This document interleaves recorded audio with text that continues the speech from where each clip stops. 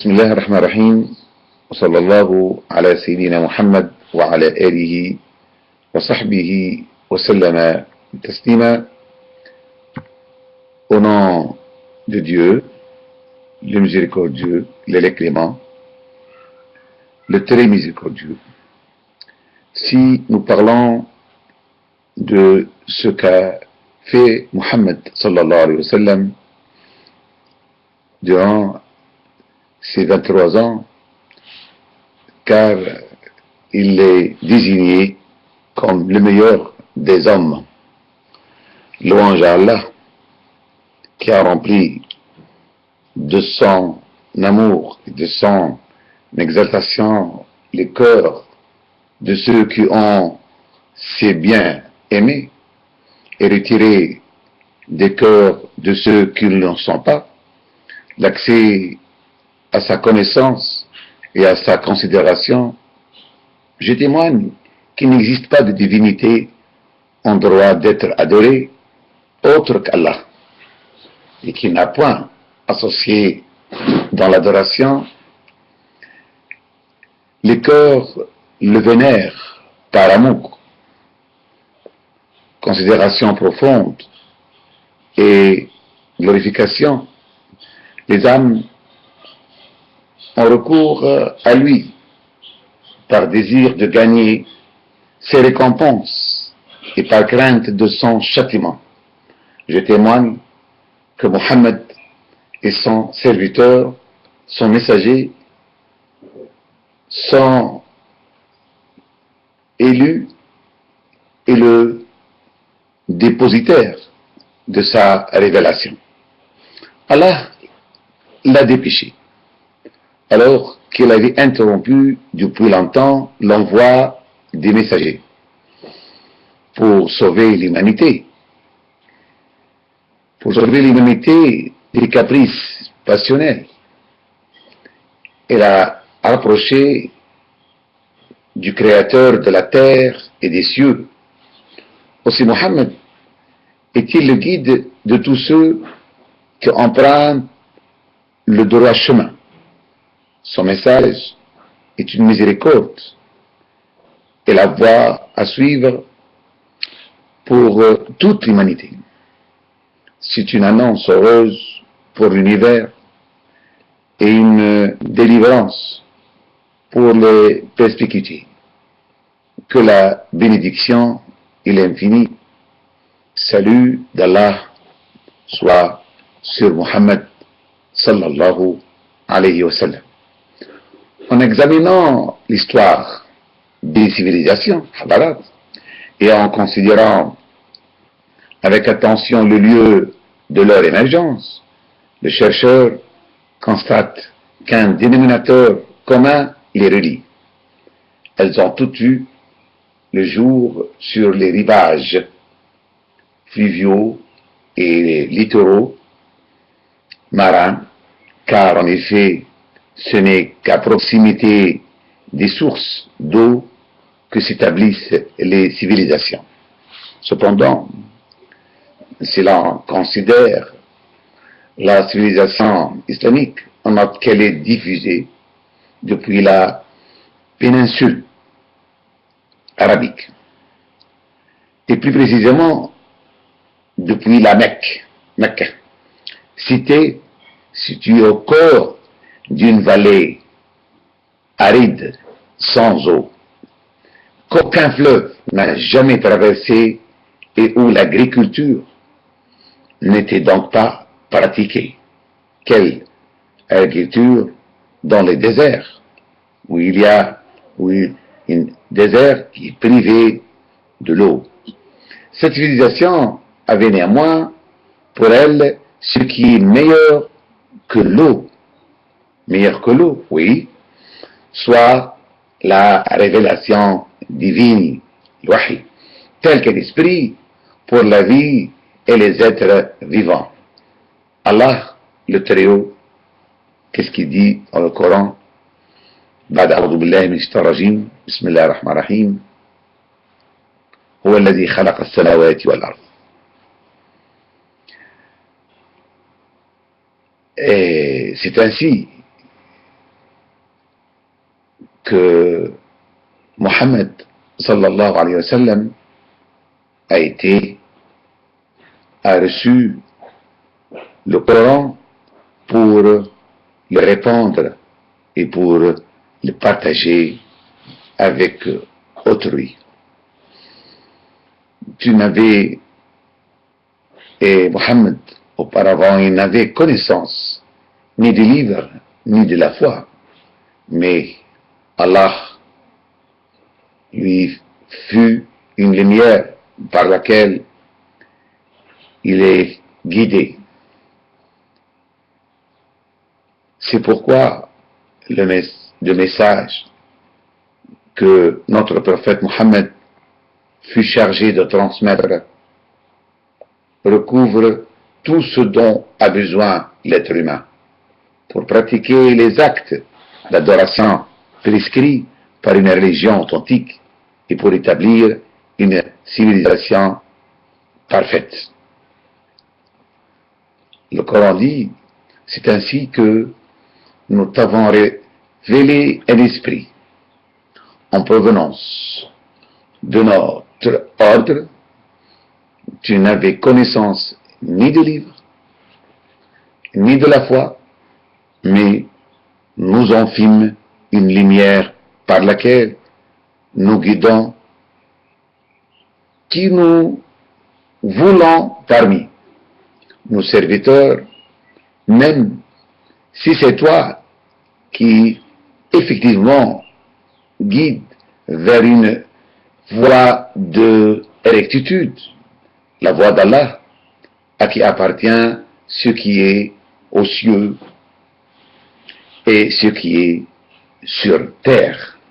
Oui, Allah est la destination de toute chose.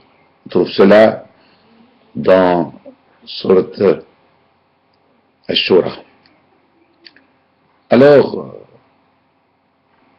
que dire de cette révélation avec tout ce qu'elle comporte de croyances, de lois, de valeurs, de principes, de modèles, d'édifices, de sciences expérimentales et théoriques.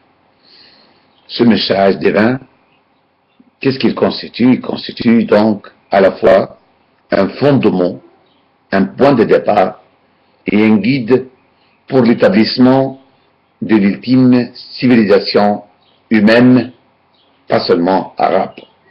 Évoquer la civilisation islamique, c'est notamment à rappeler que, loin de reléguer les civilisations antérieures, elle s'inspira d'elles, adopta leurs bons éléments auxquels elle apporta des améliorations, et c'est pour ça le prophète Mohammed dit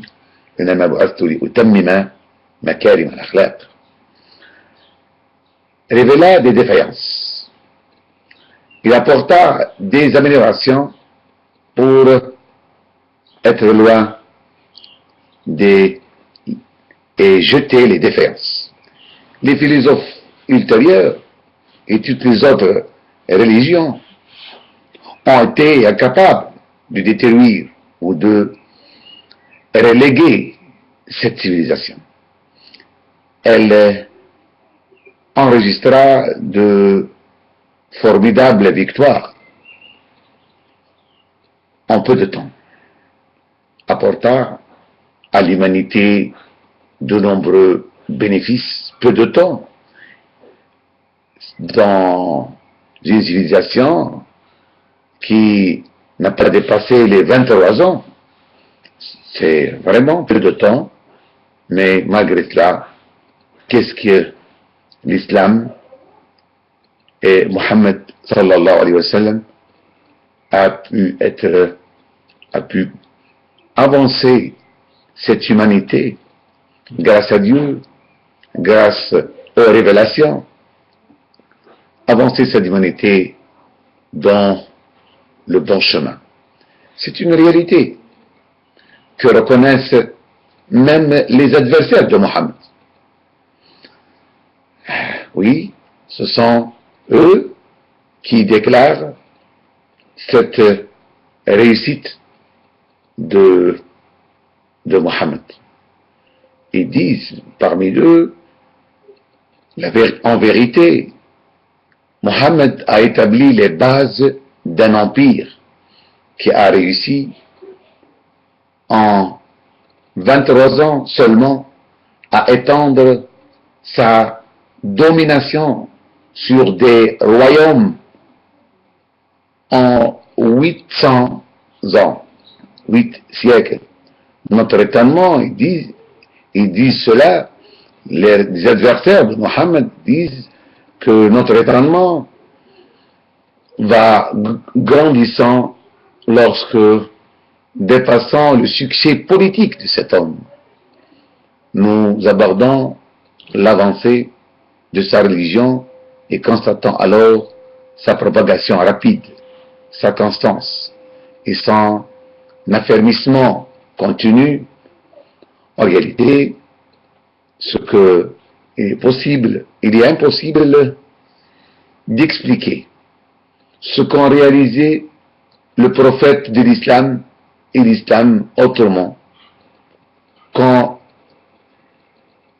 reconnaisse qu'il bénéficiait de la protection particulière d'Allah. En effet, le succès enregistré par Mohammed sallallahu alayhi wa sallam ne correspond pas aux moyens qu'il avait à sa disposition. Quels moyens? Il n'a pas les moyens. Mais il y a d'autres moyens d'Allah. Il n'est pas possible d'expliquer cela par la logique humaine. On dira donc inexplicablement, parce que c'est eux qui disent qu'il œuvrait sous la protection et la protection d'Allah. Il n'y a d'autre explication que celle-ci pour comprendre ces réalisations aux résultats stupéfiants.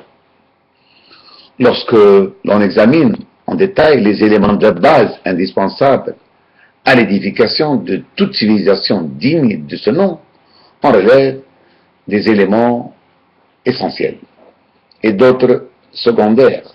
Les éléments dominants et particulièrement importants sur lesquels repose l'édification sont les suivants. Premier élément, une religion du vrai qui assure à l'individu, qu'est-ce qu'il assure pour son âme? Il lui assure une soumission. Par son corps, une rectitude. Pour la société dans laquelle il vit, un bon état. Pour la ligne de conduite qui lui convient d'observer, une intégrité. Alors cette religion du vrai oriente en outre cet individu vers des moyens corrects pour parvenir à des objectifs vertueux et qui lui garantit le bonheur dans la vie présente et de l'au-delà.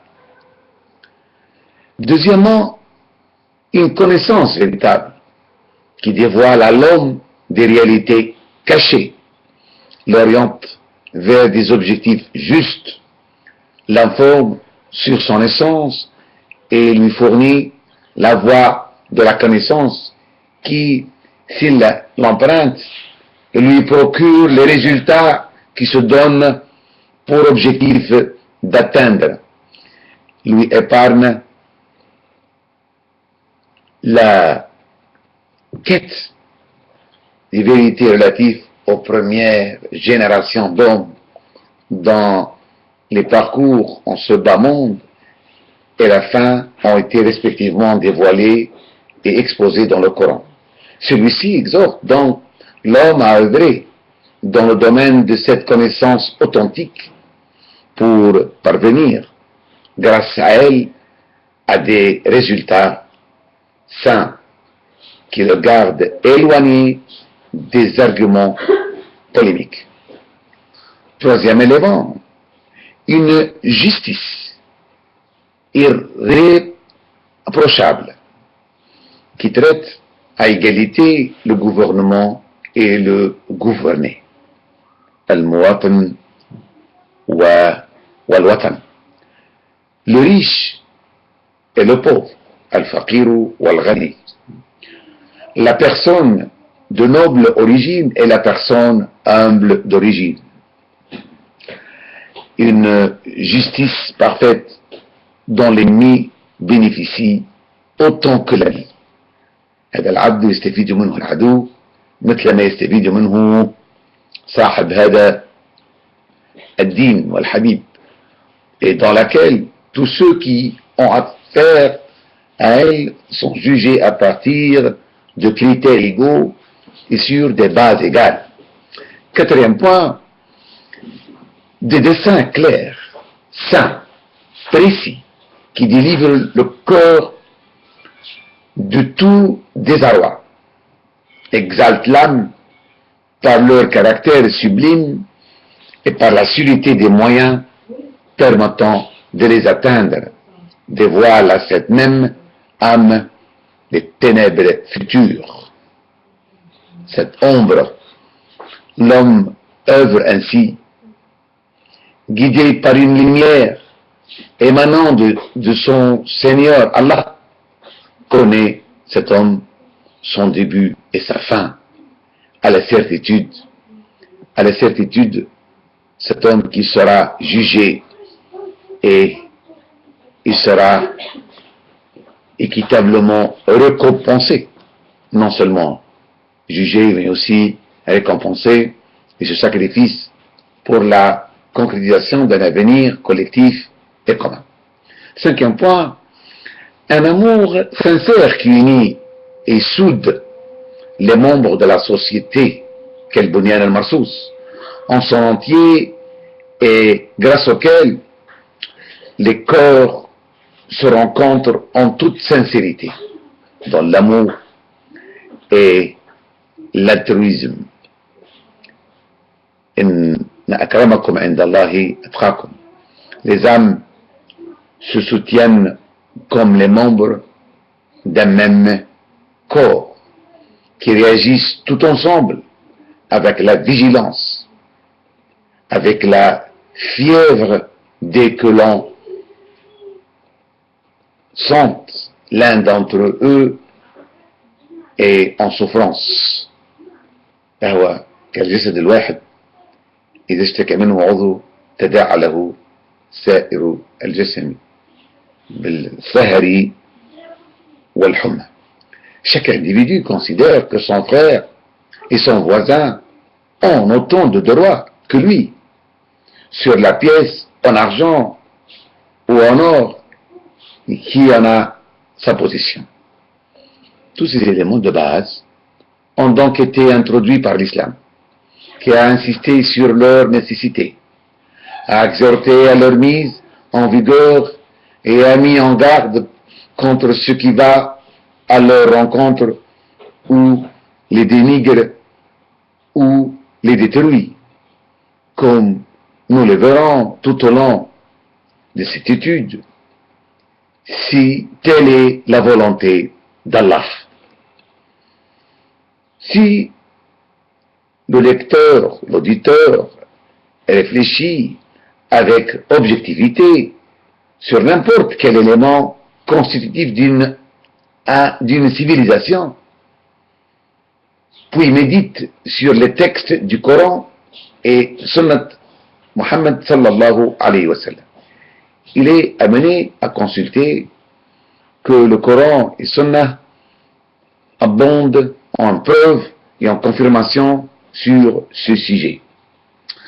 Par exemple, s'il examine de notre part ce que l'on appelle les 10 lois ou les 10 principes des sciences administratives, il s'aperçoit que l'islam encourage l'homme dans ce domaine et en est même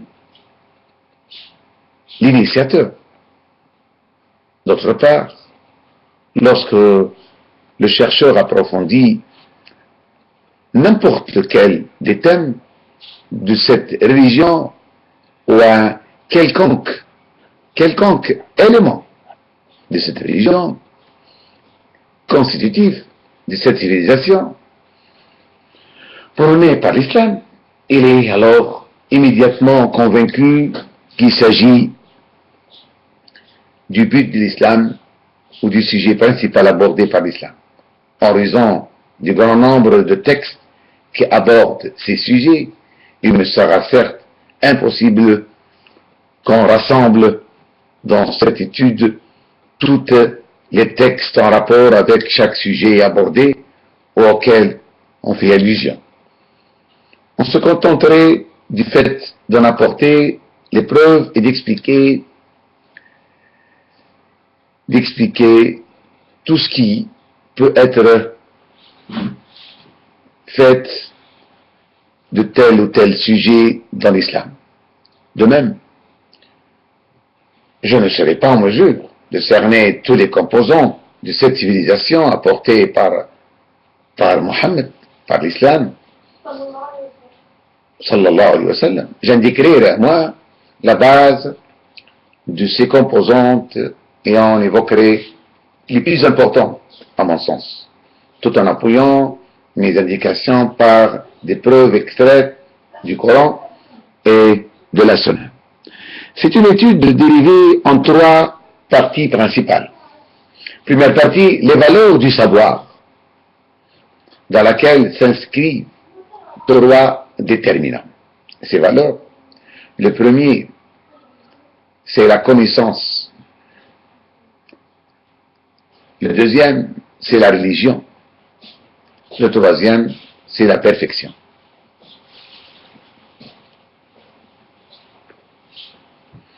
Deuxième partie, des valeurs sociales dans lesquelles s'inscrivent sept déterminants. Premier point, le juste milieu. Second, l'attention portée à la femme. Troisième déterminant, l'amour pour Dieu. Quatrième, le miséricorde. Et cinquième déterminant, la paix. Qui parle d'islam, d'où son nom, islam, veut dire en arabe, c'est la paix. Sixième déterminant, les qualités morales. Septième, la propreté. Troisième partie, les valeurs de gestion, dans laquelle s'inscrivent six déterminants. Premier déterminant, les dogmes, les règles, les lois, les principes, leur consignation par écrit et par globalité. Deuxième détermination, la garantie des droits. Troisièmement, la fructification et la préservation des biens. Puis, en quatrième point, la justice. Puis, on passe à la puissance. Puis, à la tolérance envers l'adversaire. L'étude présente est vouée exclusivement à la recherche de la satisfaction d'Allah, rida Allah. Je l'implore de faire en sorte qu'elle soit conforme à la sunna de son messager et compte au nombre des connaissances utiles et des œuvres bénéfiques. Je demande également au trio de la considère comme un appel à rejoindre sa religion authentique, un guide vers son droit chemin et une défense de son messager et de son livre. D'ailleurs, défendre le Coran, il n'a pas besoin d'être défendu, parce que j'ai recours à Allah, pardon,